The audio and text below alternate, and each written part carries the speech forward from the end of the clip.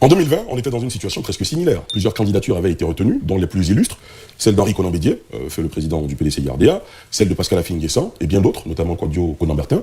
Les deux précités ont décidé finalement de boycotter la présidentielle, et on a eu une affiche entre le président Ouattara et Kwadwo Konan-Bertin. Certains se disent, Awa Don Melo, s'il n'a pas le soutien de Laurent Gbagbo, de Tidiane Thiam ou encore de Pascal Affi-N'Guessan, il se retirerait avant le 25 octobre. Comment vous réagissez ? Vous savez, le deuxième parti le plus puissant, c'est les indépendants.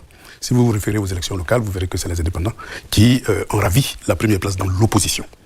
C'est là pour les législatives et les municipales, peut-être même pas encore pour la présidentielle. Mais vous verrez, dans la mesure où les esprits évoluent, chacun se rend compte que la démocratie n'est pas seulement la propriété des partis politiques, mais que chaque citoyen est libre de faire ses choix en fonction de ses analyses. Moi, je parcours la Côte d'Ivoire, je vais un peu partout, je vois comment les Ivoiriens réagissent. Et donc, nous ne sommes plus au stade où les citoyens sont des otages des partis politiques. Ça, c'est une donnée nouvelle qu'il faut prendre en compte, sinon on fait une fausse analyse. Donc, ce que vous nous dites, c'est que vaille, vous êtes candidat jusqu'au 25 octobre. Mais je suis candidat, évidemment. Je suis candidat aux élections présidentielles de 2025.